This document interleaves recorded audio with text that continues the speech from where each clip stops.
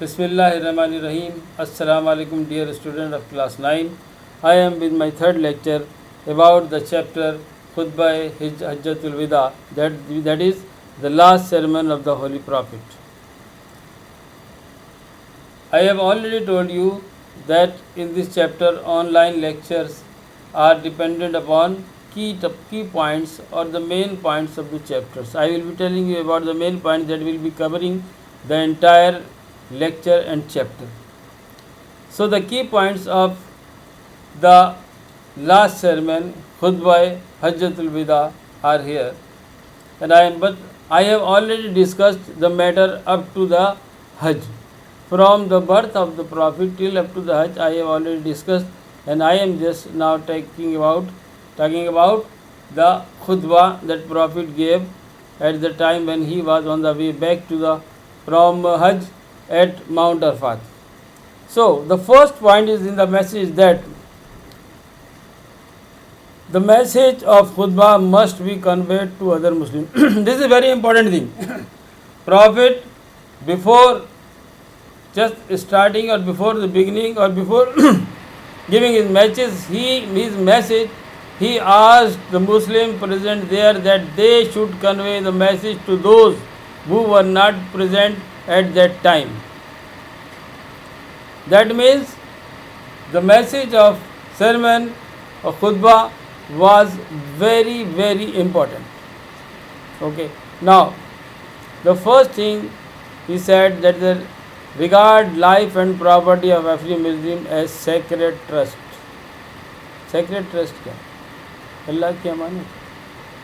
That means no Muslim should take any property of other Muslim without his permission, and he should not give any harm or pain to other Muslims.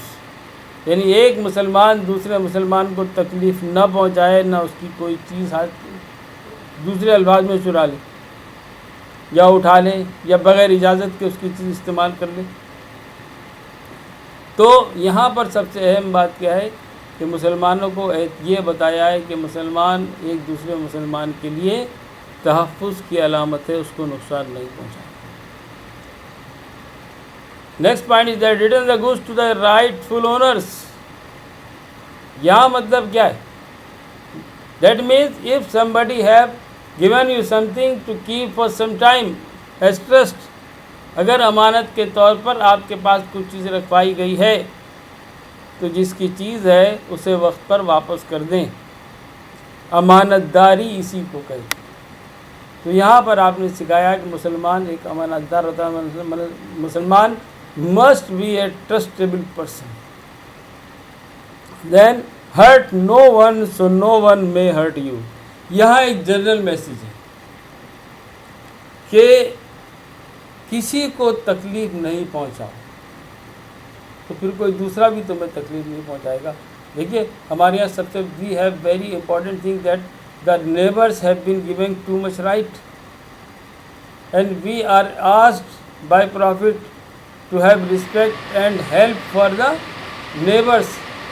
ہم پیٹ بھر کے کھائیں اور ہمارا پڑوسی بھوکا ہو، نو not at all, ایسا نہیں ہو سکتا. اسلام says take care of your neighbors even if they are non-Muslim. اگر غیر مسلم بھی ہیں تو ان کا خیال کرو. تو یہاں پر اصل میں میسیج یہی ہے کہ hurt no one means چاہے مسلمان ہو چاہے غیر مسلم ہو، بلا وجہ کسی کو تکلیف نہ پہنچائیں. نتیجہ یہ ہوگا کہ آپ کو بھی کوئی تکلیف نہیں پہنچائے. This is the right way of living in the world. اس کے بعد be aware of Satan for the safety of your religion. یعنی اپنے آپ کو بچاؤ شیطان سے. شیطان سے بچاؤ، اپنے دین کی حفاظت کرو. What does it mean? Actually شیطان ضروری کوئی سامنے تھوڑی آتا ہے. You create some thing in your self. جہاد اکبر آپ نے سنا ہے؟ جہاد اکبر کیا ہے؟ Fighting with your own self. اپنے آپ سے جنگ کرنا، اپنے نفس سے جنگ کرنا، برائی کی خواہشوں سے بچنا. اور خصوصاً فرام دا اسمال تھنگ، چھوٹی چھوٹی چیزوں سے بڑی چیزیں جنم لیتی ہیں، چھوٹے جرم سے بڑے جرم جنم لیتے ہیں. تو رسول اللہ نے ایکچولی وہاں یہ کہا ہے کہ آپ چھوٹی چھوٹی چیزوں سے بچیں، کیونکہ شیطانی تو چھوٹی سی چیز سے شروع ہوتی. تو کہا کہ مسلمان شوڈ ناٹ بی جسٹ، کہنا چاہیے کہ must be misguided by the things, by thoughts, the satanic thoughts, یعنی شیطانی سوچ سے مسلمان کو کسی صورت میں بھی مس گائیڈ نہیں ہونا چاہیے، غلط راستے پر نہیں جانا چاہیے. مسلمان کو چاہیے کہ وہ ہر حال میں شیطان سے اویئر، یعنی شیطان سے بچ کے رہے، اس سے ہوشیار رہے، یعنی اپنے آپ کو برائی سے بچائے. پھر ہے یہ respect to women, they have rights over men. یہاں ایک اور چیز کہ پہلے زمانے میں یہ ہوتا تھا کہ عورتوں کو تو سیلیبل گڈ سمجھتے تھے، برائے فروخت، بٹ رسول اللہ صلی اللہ علیہ وسلم has said that Islam has given rights, even rights in inheritance. ان کے وراثت میں بھی حق ہے ان کا، اور ویسے بھی ان کا حق ہے، عورتوں کا مردوں پر حق ہے، تو they should be respected and given the rights. اس کے بعد all human beings are offspring of the Adam who was created from dust. جتنے بھی انسان ہیں حضرت آدم کی اولاد ہیں، اور حضرت آدم مٹی سے بنے، بٹ کہ حضرت آدم مٹی سے بنے، اور تمام عالم انسانیت جو ہے وہ حضرت آدم کی اولاد ہے. پھر profit crushed all the claims of false superiority based on blood and wealth. اب جب سب مٹی کے بنے تو رسول اللہ صلی اللہ علیہ وسلم نے کہا کہ میں آج تمام جو دعوے ہیں دولت کے اور جناب خاندان کو سب قدموں تلے رونتا ہوں.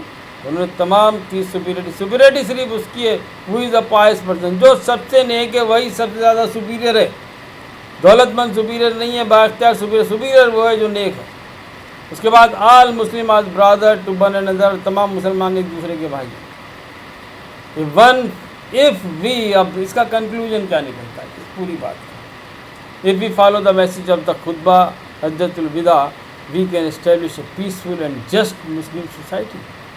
ہم اگر اس کو فالو کرنے سے ان اصولوں کو، تو ہم ایک اچھا اسلامی معاشرہ قائم کر سکتے ہیں جہاں انصاف ہوگا اور امن ہوگا. ایک دفعہ پھر میں ریوائز کرتا ہوں کہ پرافٹ صلی اللہ علیہ وسلم نے اپنا میسیج دینے سے پہلے، خطبہ دینے سے پہلے he said that this message should be conveyed to other. جو وہاں نہیں ہے ان کو بھی یہ پیغام پہنچا دو، کیا کہ all the Muslims are offspring of حضرت آدم was created by dust. From dust, حضرت آدم کو مٹی سے بنا، مٹی کے پتلے تھے.